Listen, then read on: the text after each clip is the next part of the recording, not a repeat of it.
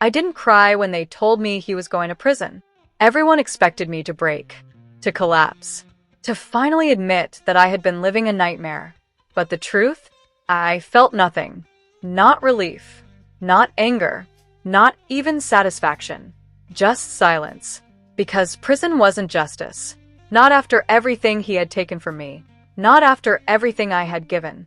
I stood in the doorway of the house one last time, my fingers brushing against the chipped paint I had once begged him to fix. He never did. Of course he didn't. He never fixed anything. He only broke things. Including me. "Make sure you're out by Friday," his lawyer had said coldly, like I was just another case file. Not a wife. Not a victim. Just an inconvenience. His father's voice echoed in my head, sharp, controlled, expensive. A man who could bend the law without ever touching it. And he had. Because somehow, my ex-husband still won. Even from prison. I paid the mortgage. Every single month. I fixed the plumbing when it burst in winter. I paid for the roof repair after the storm. I painted the walls. Bought the furniture. Built the life. And in the end, the house went to him. I laughed that night.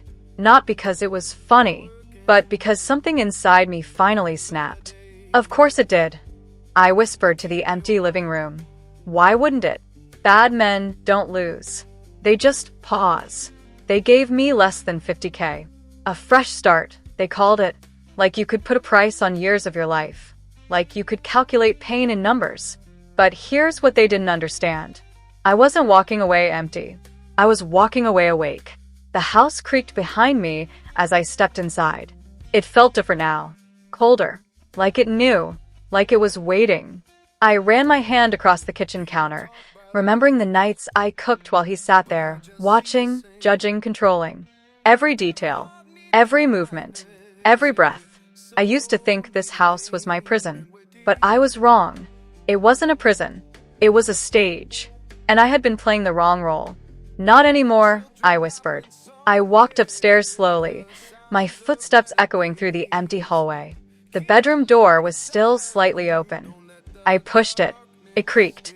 Of course it did. Everything in this house made noise when you touched it. Everything except the things that mattered. I sat on the edge of the bed.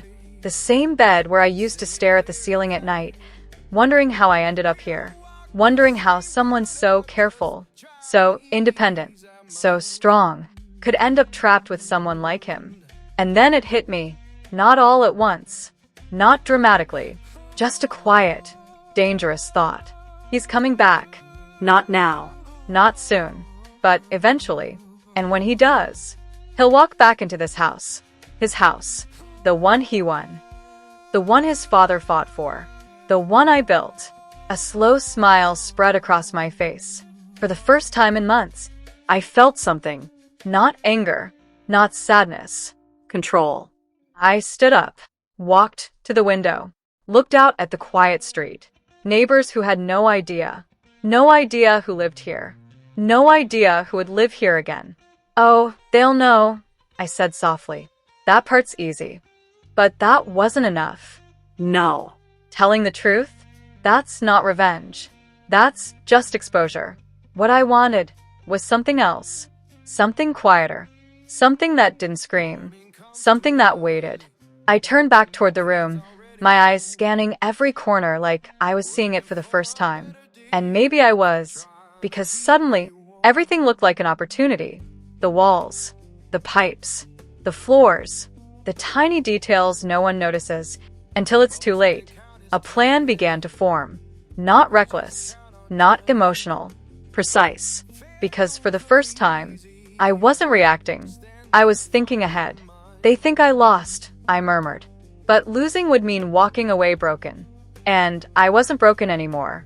I walked downstairs again, slower this time, deliberate, like I was memorizing everything. Or maybe rewriting it. This house wasn't his victory. It was his mistake. And he didn't even know it yet. I paused at the front door, my hand resting on the handle. One last look, one last breath. "They always say karma comes back around," I whispered. Then I smiled. "Sometimes you just have to help it a little." As I stepped outside, locking the door behind me for the last time, I realized something chilling. I wasn't leaving this house behind. I was leaving something inside it. Something patient. Something invisible. Something that would wait for him until the day he finally came home. I didn't rush. That was the first rule. No anger. No impulsive decisions. No obvious damage. Because obvious things get fixed. Hidden things? They grow. The next morning, I came back to the house. Not as the woman who lived there, but as someone observing it. I stood outside for a moment, keys in hand, staring at the front door like it belonged to someone else. Because now, it did. But ownership on paper and ownership in reality? Those are two very different things. I unlocked the door slowly. The same quiet creak. The same hollow echo. But something had changed. This time, I wasn't walking in as a victim. I was walking in with a purpose. I grabbed a notebook from my bag and placed it on the kitchen counter. Blank. Clean. Waiting. Step 1, I whispered. Think like him. That was the hardest part. Not because I didn't understand him, but because I understood him too well. He didn't notice details. He didn't maintain things. He didn't fix problems until they exploded in his face, which meant I didn't need anything dramatic. I just needed time.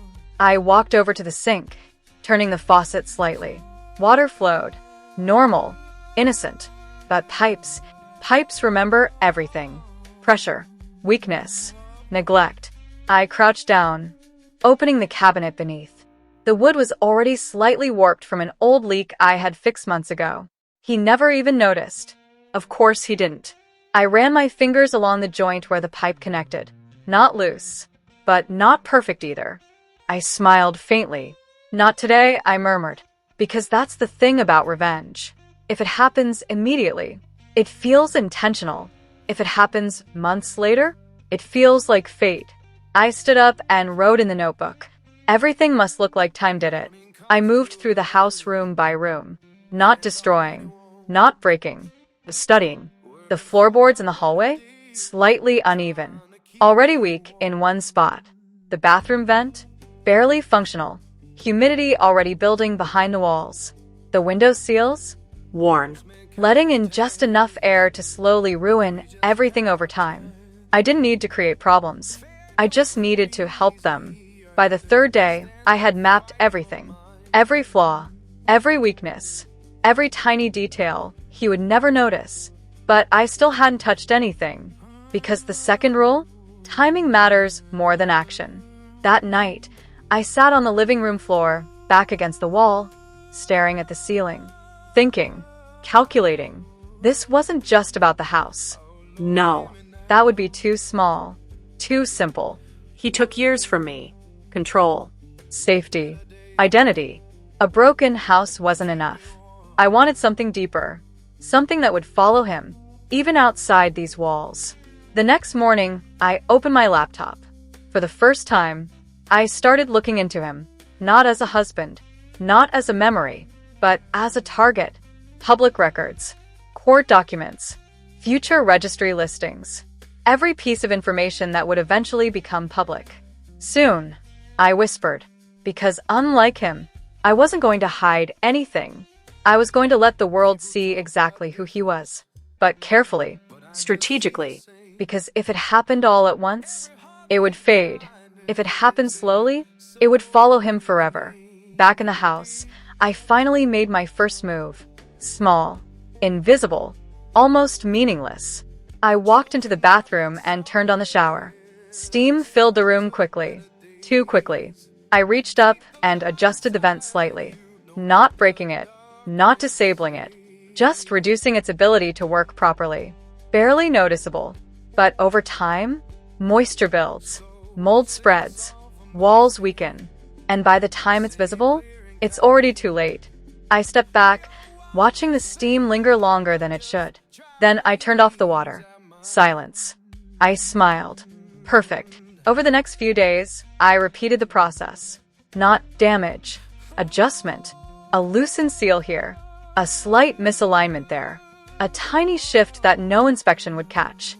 Everything subtle. Everything patient. Everything waiting. But the real plan? That started outside the house. I created a new account. Anonymous. Clean. Untraceable. No profile picture. No personal details. Just information. And I saved it. Not to use yet. But to prepare. Because revenge isn't about explosion. It's about timing. On my final day in the house, I walked through it one last time. Slow. Deliberate. Everything looked the same, which meant everything was exactly how it needed to be. I stood at the front door again, hand on the handle, heart steady. They think this is over, I said quietly. But this was just the beginning. I stepped outside, locked the door, and this time, I didn't look back, because I didn't need to. I already knew what was waiting inside. As I walked away, my phone buzzed. A notification, a public update, a release timeline. His release date had just been confirmed, sooner than expected.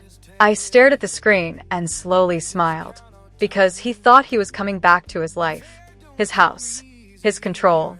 But what he didn't know, everything was already in motion, and by the time he stepped through that door, nothing would feel like it belonged to him anymore.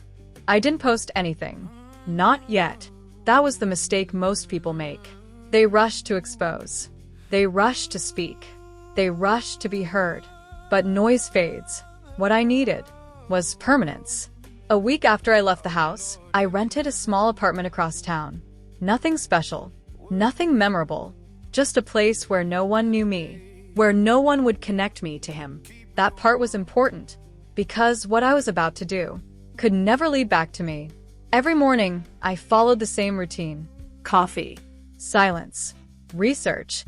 His name sat on my screen like a stain I couldn't wipe away. Court documents. Case summaries. Public filings. Everything cold. Everything official.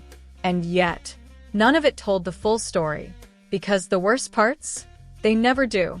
I leaned back in my chair, staring at the screen. They don't know you, I whispered. But they would. I started building it slowly. A timeline. Not exaggerated. Not emotional. Just facts. Dates. Events. Outcomes. And, between those facts, carefully place silence. Because silence makes people curious. And curiosity spreads faster than anger ever could.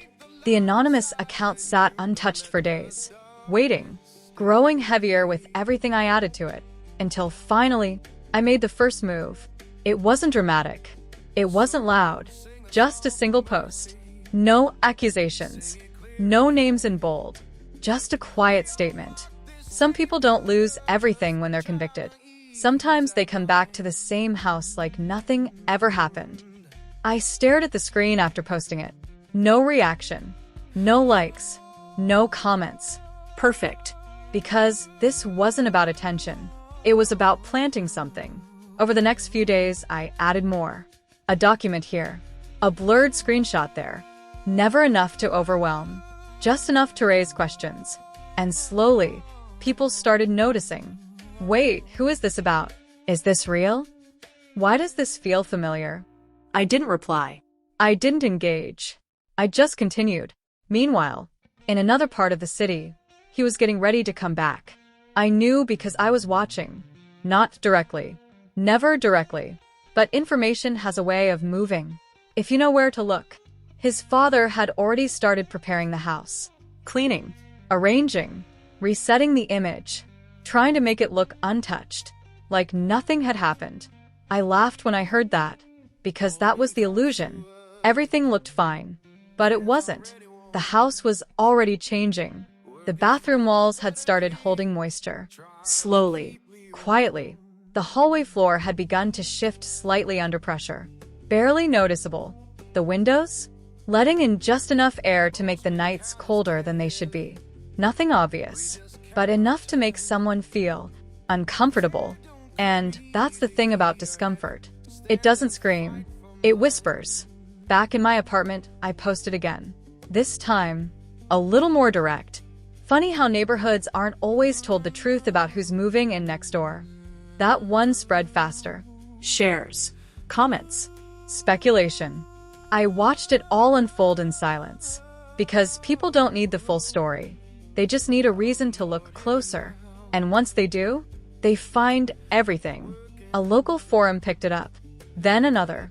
Someone recognized the details. Not fully, not clearly, but enough. Is this about that case from last year?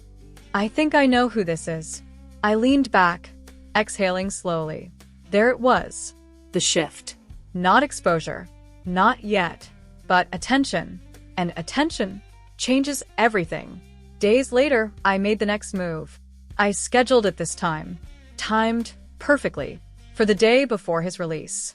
Then I closed my laptop. And waited. Because now, the house was ready. The story was spreading. And he was about to walk back into a life that no longer existed.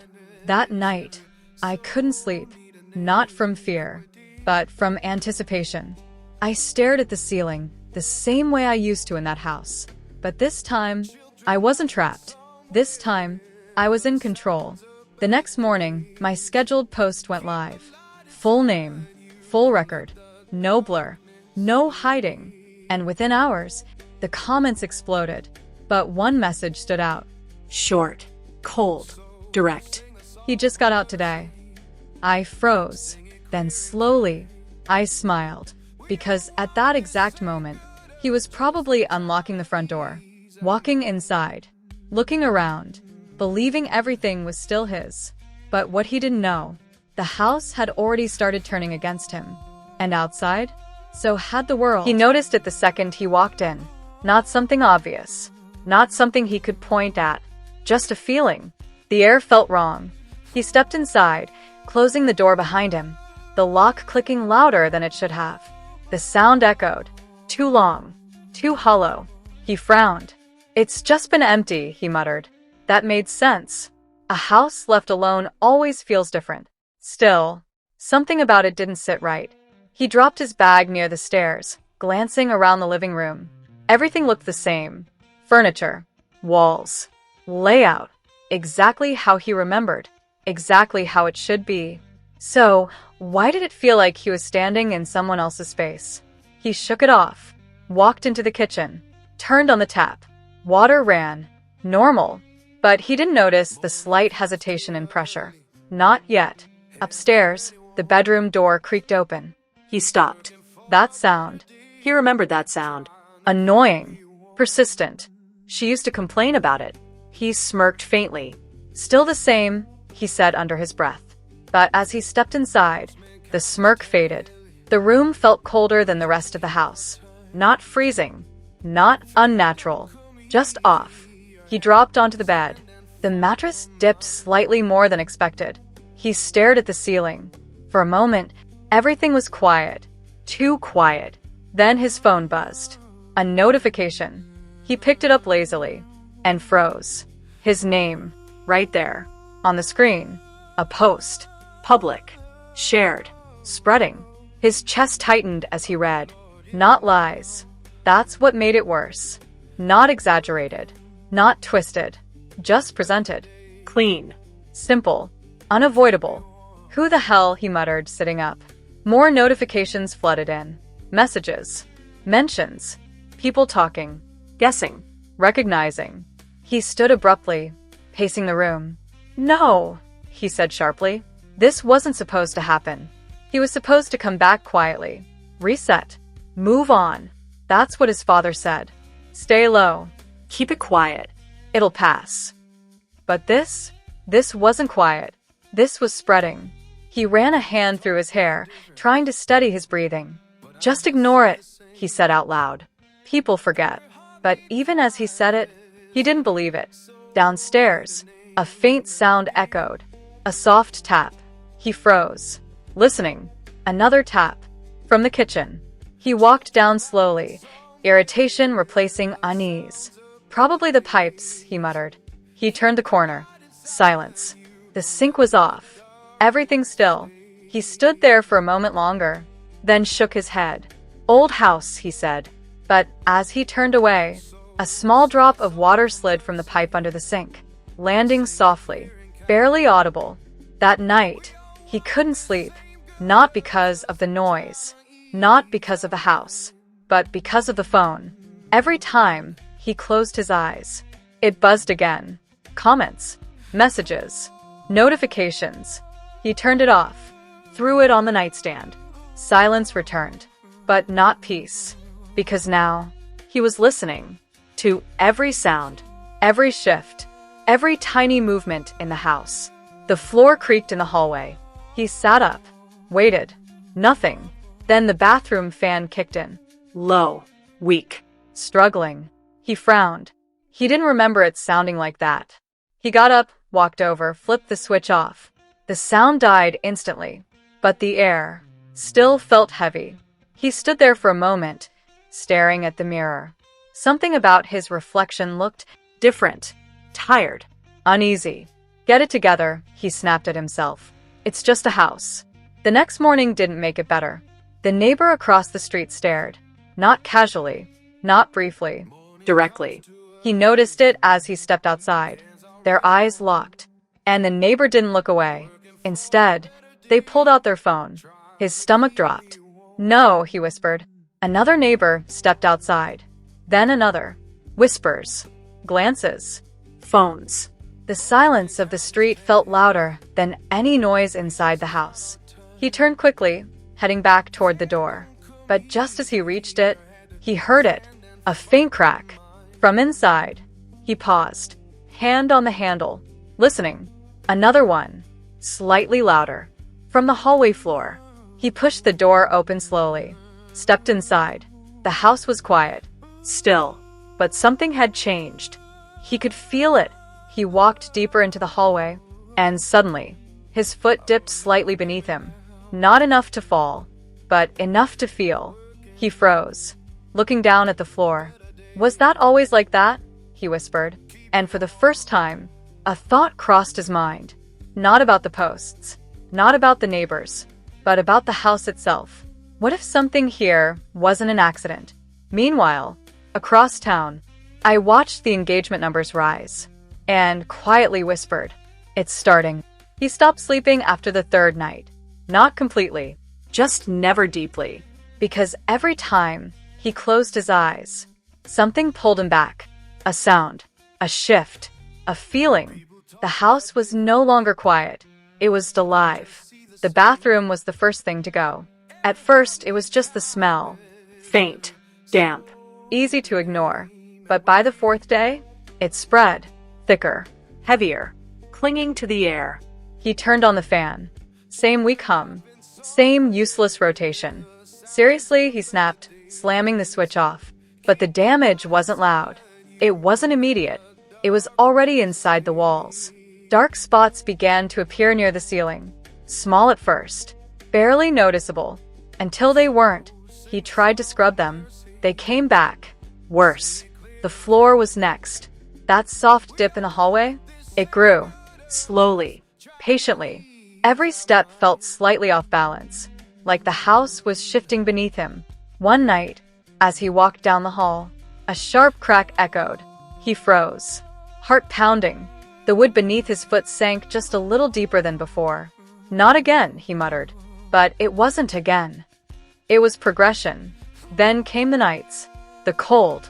No matter how high he turned the heat, the air never felt right. Drafts slipped through the windows.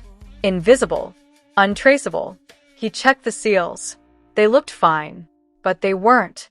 And that's what made it worse. Nothing looked broken. But everything felt wrong. Outside, it was worse. The whispers had turned into certainty. Neighbors didn't just stare anymore. They avoided him. Crossed the street. Closed doors. Watched from behind curtains. And sometimes, they didn't even pretend not to. One afternoon, he stepped outside to grab the mail. A voice cut through the silence. "We know." He turned. No one was close enough. But a window closed across the street. Slowly. Deliberately. His phone became useless. Messages filled with accusations. Screenshots. Links. His name wasn't just mentioned anymore. It was known. Searchable.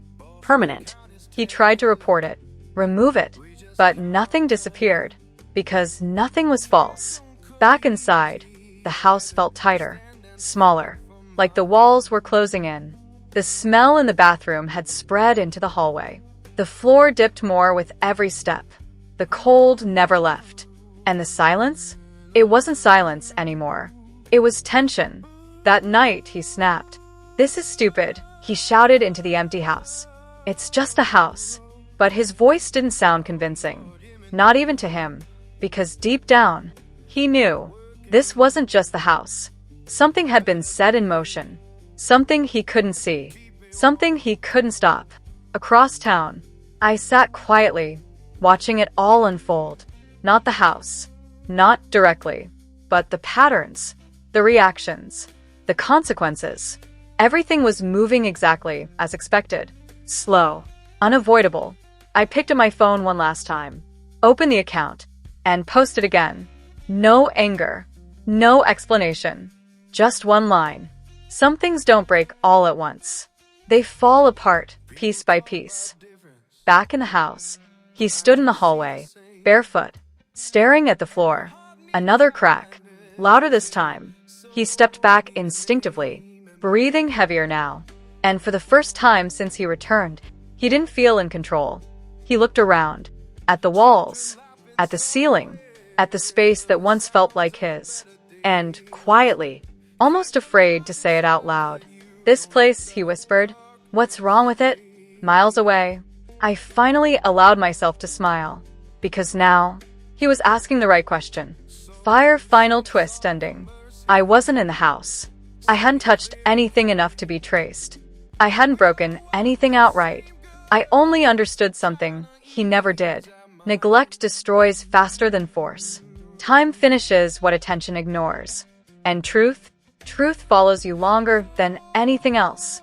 He thought he won the house, but the house was never the point. As I closed my phone and looked out into the quiet night, I whispered softly, "I didn't take anything from him." Then after a pause, I added, "I just made sure he had to live with everything."